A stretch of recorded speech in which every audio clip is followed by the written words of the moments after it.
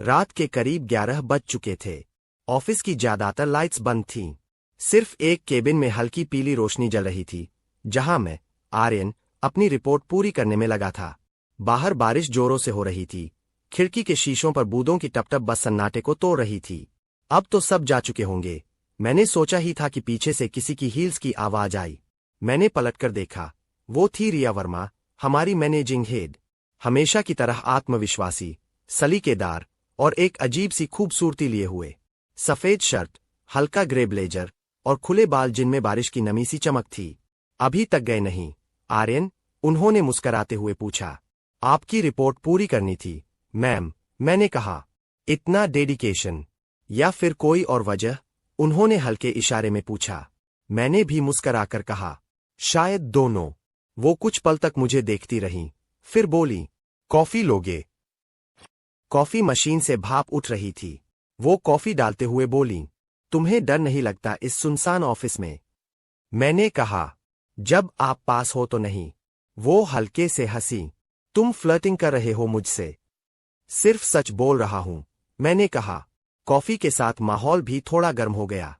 हम दोनों वापस डेस्क पर आए और वो मेरी रिपोर्ट देखने लगी। उनकी उंगलियां पन्नों पर चल रही थीं और मैं उनके पास खड़ा था।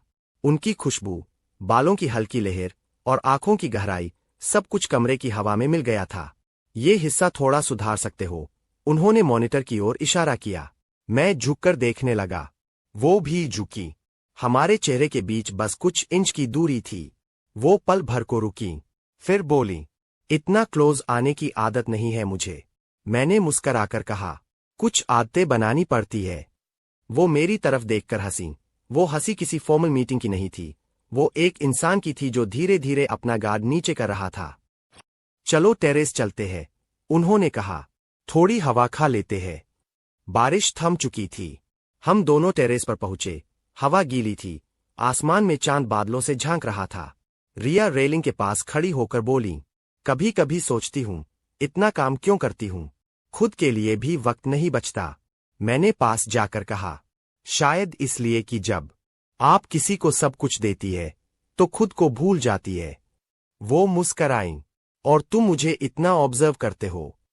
शायद जरूरत से ज्यादा, मैंने कहा। हवा का झोंका आया।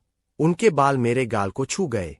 वो पल भर को ठिठकीं, फिर बोली, तुम्हें पता है, ये सब बहुत गलत लगता है।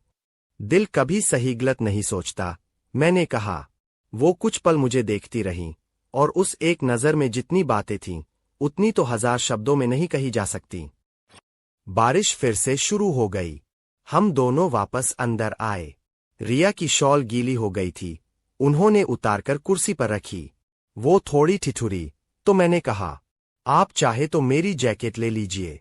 उन्होंने देखा, मुस्कराई। तुम्हें पता है, तुम बहुत स्मूथ टॉकर हो। सिर्फ आपके लिए, मैंने धीरे से कहा। वो पल भर को चुप रहीं, फिर धीरे से बोली, कभी कभी मुझे लगता है, कोई मुझे वैसे नहीं समझता जैसे मैं हूं। सब बस एक स्ट्रिक्ट बॉस देखते हैं। मैंने कहा, शायद इसलिए कि आपने किसी को अपने अंदर झांकने नहीं दिया। उनकी आंखें नम हो गईं। और तुम सोचते हो तुम झांक पाओगे? मैंने कहा,